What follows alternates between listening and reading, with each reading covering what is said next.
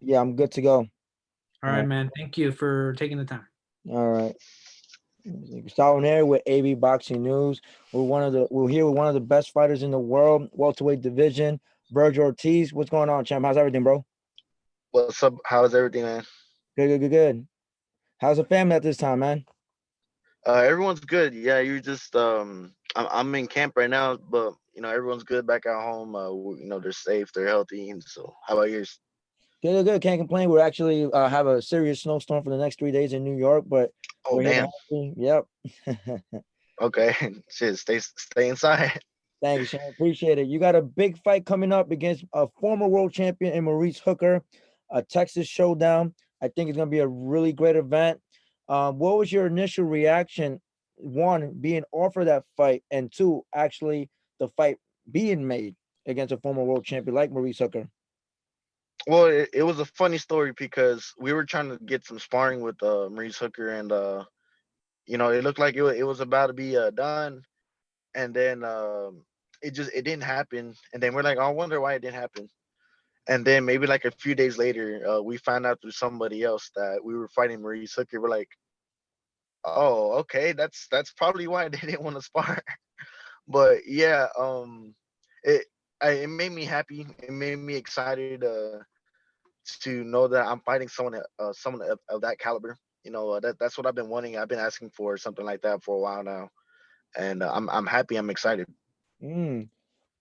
You know that every fight we learn something new out of you, right? And in the sport of boxing, we can't please all critics, right? For this Yeah. fight in particularly, what are you trying to prove to the critics and your fans? I mean, the only thing that I'm trying to prove right now is that I belong up there, because there's still a lot of people. Not that I care about what they think, but there is a lot of people that still think I'm not ready. I know I'm ready for the top welterweights.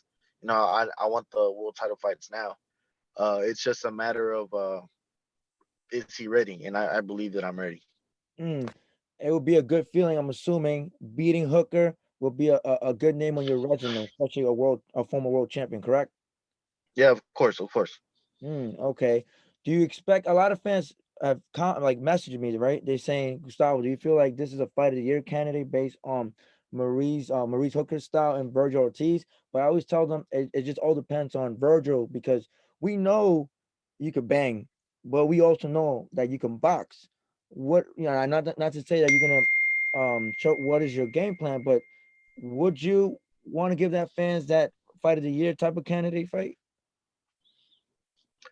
I mean, of course, I want to. Everyone knows that I give the fans the best fights, and they know that I don't want to be in any boring fights. Of course, I would like to give them a fight that they'll remember for the rest of their lives. And ultimately, I want to win the fight, and I want to look good doing it. Mm. And you most of the time, the fans enjoy that. We know you're one of those fighters that never look past your opponent, right? But we also know that you have one of those WBA titles, right? Which is a super the gold, right? If I'm not mistaken The gold, yeah. correctly. I think not too long ago they elevated Ugas to the super WBA title. So is there any consideration maybe from your promoters or anybody from your team to possibly have this, elevate you to like regular WBA title, the champ? I think that Jamal James was the guy next in line. I think I'm not entirely sure on that, but I mean, I really wouldn't want to be elevated anyways. I want to fight for it. Okay. Um, that's just how I believe it should go down. But yeah, I mean, just one step at a time. Taking one fight at a time. If I can get the WBA next, then that's what I want to get. Yeah, we know that this sport of boxing is dangerous. It's also somebody for like yourself that has dreamt about being a superstar in boxing. It's hard, right? Especially right Mhm. now with Golden Boy missing that void of that superstar for Golden Boy Promotions. Do you feel like it's your time? It's Vergil Ortiz time to take over as not just the face of Golden Boy boxing, but the face of boxing moving forward. Yeah, definitely. I do feel like that. I have what it takes. I feel like I have the work ethic. I have the skills. I have a good team behind me to help me take me there. It's just a matter of time before I get there. Okay. I know a couple of days ago, they talked about. Give me 1 second. Can you hear me? Give me 1 second. Can you hear me, Virgil? Yeah. Okay. So not too long ago, a couple of days ago, they were mentioning about there was a meeting between De La Hoya and Bob Arum, and one of the matchups they were talking about was yourself versus Terence Crawford. Did you hear anything about that? Or what is your thoughts on that? Yeah, I saw that on Twitter, and that makes me really happy because you know there's a lot of the fights that are on the other side of the street. They're not being talked about really. I mean, people are speculating it, but there's no talks about between the promoters and all that. And now there's actual. It has actually happened between me and Crawford, and I always said that if I'm gonna get a title fight pretty soon, it's gonna be Crawford because that's top rank. Golden Boy and Top Rank do work with each other. It would be the easiest fight to make, and now it's coming to fruition. Yeah, especially I would say that you're a fighter that a lot of fans gravitate to. I think you have a lot of you got a strong fan base, and I think it's proven with Golden Boy having this fight in Texas.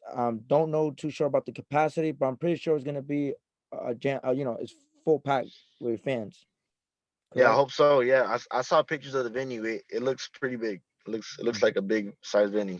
Yeah. I also wanted to talk to you something about real quickly in terms of perspectives, in terms of a young fighter, because me as a 25-year-old, I know we're in that same um generation, right? In terms of age, right? Yeah, Um, as a dream and dream matches, right? So when I heard about, like I said, I don't know if it's confirmed or not, but when I heard about Ryan Garcia and Manny Pacquiao, a lot of people took it as if it's a bad thing. But in other words, I always tell people look at it from a fighter's perspective, because you as a fighter, right? You was 5 years old, 10 years old. You probably had dreams of like, oh, maybe one day I would have liked to step the ring with Miguel Cotto or Sugar Ray Leonard. And the fact that if it's made, it just shows you that with hard work, dreams can come true. So as a young fighter, what would you say would be a good thing for a young fighter like, let's say, Ryan and yourself fighting legends of the sport of today and possibly from the past, in other words?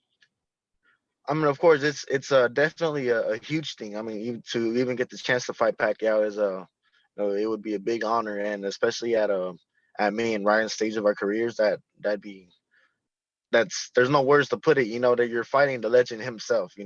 He's probably the guy that has the biggest name besides Canelo in boxing. He's on his way out. He's a legend.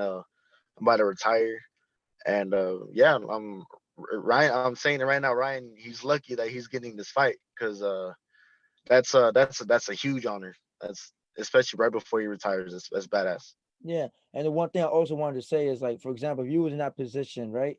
I think this would be the first time ever, right? If I'm looking at it, right?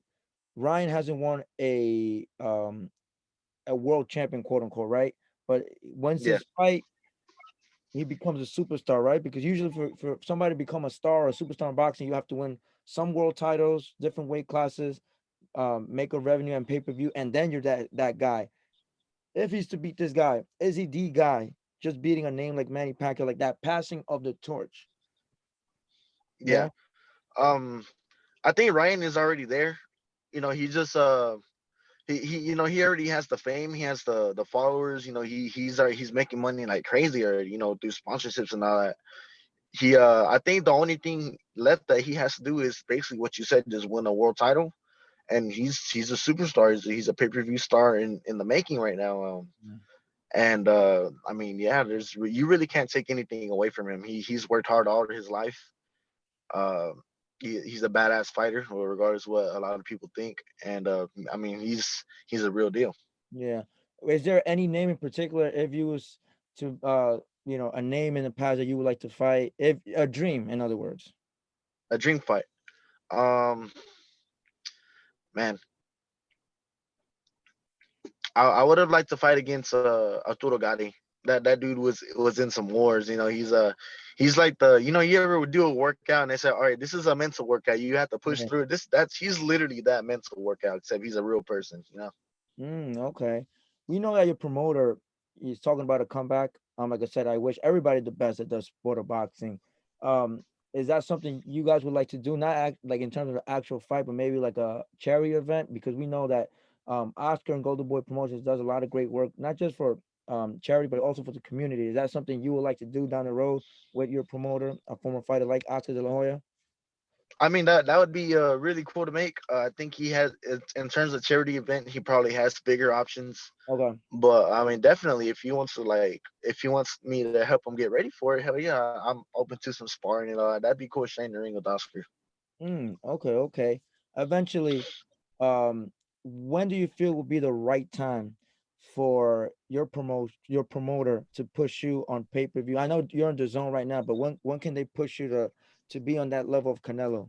Like in this year, 2022, or when do you feel like you're ready for that next step?